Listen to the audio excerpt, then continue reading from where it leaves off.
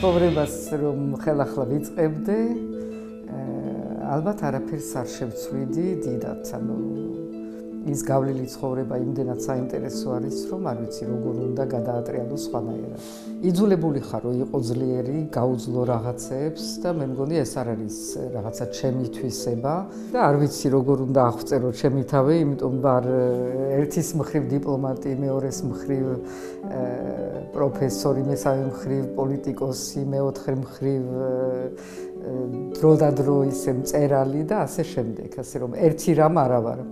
მე დავიბადე საფრანგეთში, სადაც ჩემი მშობლები გადმოვიდნენ იმის მერე, რაც მამაჩემმა დატოვა საქართველო, როგორც ტოლვილმა პოლიტიკურ დევნილმა უпростоრეთ და დედაჩემი კი დაიბადა კონსტანტინოპოლში და შემდეგ ორივე მოხვდნენ საფრანგეთში, სადაც მე დავიბადე 1952 წელს და დავიბადე როგორც ქართველი პოლიტიკური დევნილი.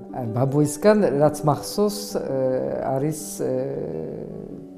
ნიშნულოვანი ყველაზე ალბათ ის იყო, რომ თვითონ ცხოვრობდა ინგლისში დიდი პერიოდი და შემდეგ რომ დაბრუნდა საქართველოში, ეს იყო ის რაც ოჯახში ალბათ მე ყველაზე უფრო დამამახსოვრდა, რომ დაბრუნდა იმისთვის, რომ კიდევ ერთხელ თავის ქვეყნისთვის რაც შეეძლო მისი ღვაწლი და შემოქმედება ქვეყნისთვის გაეწირა და დაბრუნდა იქ გარდაიცვალა, თუმცა ეს იყო უკვე ის მძიმე პერიოდი საქართველოსთვის 30-იანი წლების და ალბათ კიდევ უფრო მძიმე ადამიანისთვის, რომელმაც გაატარა დიდი პერიოდი მისი ცხოვრების უცხოეთში, ხან შვეიცარიაში, ხან საფრანგეთში, ხან ადრე რუსეთში და შემდგომ ინგლისში. მე დავამთავრე პარიზში პოლიტიკურ მეცნიერების Sciences Po, რაღაცას ქვია, უნივერსიტეტი და შემდეგ უკვე კოლუმბიის უნივერსიტეტი. ამ დროს მე არჩეული როგორც ასეთი პროფესია არ მქონდა და ამოვირჩიე დიპლომატიური პროფესია უკვე როცა ვიყავი კოლუმბიის უნივერსიტეტში, ამერიკაში და იქ სტაჟირების ფორმით ცოტა ხანი გაეროს პრესააგენტოში, რომელიც გაეროში მუშაობდა, იქ ვიყავი სტაჟირებით და იქ უკვე დავინტერესდი დიპლომატების მუშაობით და რადგანაც ეს იყო ერთ-ერთი შესაძლო არჩევანი, მე ისტორიკოსობის, ჟურნალისტობის და დიპლომატობის შორის სულ ვფიქრობდი, რომელი უფრო საინტერესო იქნებოდა, იმიტომ რომ მე საერთაშორისო ურთიერთობებით ყოველთვის ვიყავი დაინტერესებული და ამავე დროს ქართული საკითხი სულ იყო ძალიან აქტუალური და ამდენად რომელი უფრო გამოსადეგი იქნებოდა და იმ პერიოდში მივიღე გადაწყვეტილება, რომ დიპლომატიური კარიერაში შევსულიყავი კონკურსის ჩაბარებით. პირველი სამსახური 14 წლის ვიყავი, როცა ზაფხულში დავიწყე მუშაობა ერთ-ერთი ჩვენი ოჯახის მეგობრის, რომელიც იურიდიულ კაბინეტში მუშაობდა და კოპიოებს ვაკეთებდი მთელი დღე.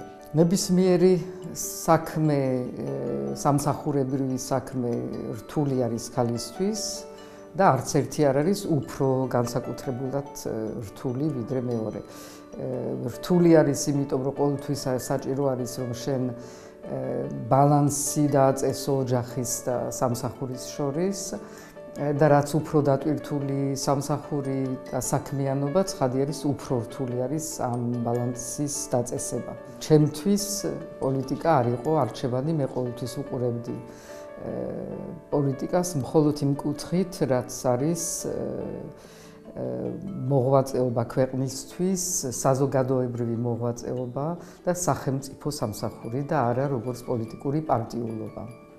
ჩამოვედი საქართველოში, ვიყავი ელჩი, ეს იყო სააკაშვილის ადრე პერიოდი, როცა პირდაპირ შემომთავაზაც კი არა, მაიძულა რომ გამختارიყავი საგარეო საქმეთა მინისტრი, ეს იყო მისი არჩევანი, მისი გადაწყვეტილება და ასეთ რაღაცაზე უარის თქვა ძალიან ძნელია და სხვათა შორის სულაც არ ვნამობ.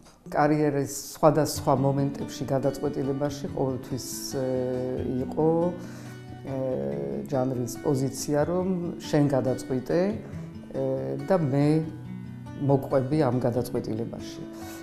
არასდროს ჩარეული არ იყო ჩემ თავარ გადაწყვეტილებებში, რადგან ვთვლიდა, რომ მე რეტვირთი, ანუ თავარი მომენტი შეიძლება ის იყო, როცა უნდა გადამეწყვიტა კი თუ არა საგარეო მინისტრად წავიდოდი, მერე კი თუ არა პოლიტიკაში, სხვათა შორის პოლიტიკაში, როცა გადავხტი, ეს იყო იპოდრომის მომენტში, ჟანრი იმყოფებოდა მაშინ პარიზში ბავშვებთან ერთად და სამივესი ძალიან დიდი პრეტენზია ჩემს მიმართ იყო, როგორ გადაწყვიტე ასეთი რამე და არ ვკითხე.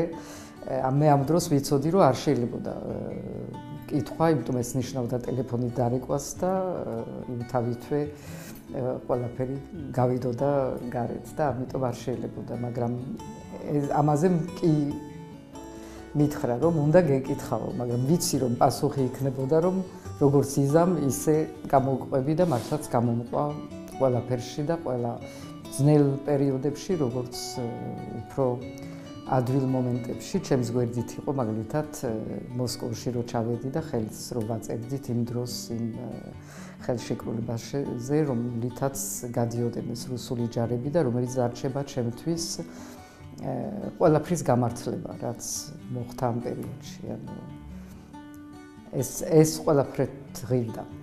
სიყვარულის, მეგობრობის გარეშე ძალიან ძნელია რომ გაძლოს ადამიანმა. ყველაზე დიდი შეცდომა. მესამე ბავშვი რო არ მეყოლა. ხანდახან მგონია რომ რაღაცეებს აღარ გავაკეთებ, რომ შეიძლება დავიღალე, მაგრამ მეორე დღეს უკვე ახალი ენერგია მოდის საიდანაც. მჯერა რომ ყველაფერი კარგად იქნება? არა, არ მჯერა რომ ყველაფერი კარგად იქნება. თუ ჩვენ არ გავაკეთეთ ყველაფერი იმისთვის, რომ ყველაფერი კარგად იყოს. ადამიანის ყველაზე დიდი მტერი არის ადამიანი. მთავარი სტიმული არის საქმე, საქმის გაკეთება, მაგრამ რეალური საქმის, არა სიტყვიერ საქმის. არასოდეს არაფერზე არ უნდა თქვა არასოდეს. ჯინიანობა არის სალომე ზურაბიშვილის წარმატების ფორმულა.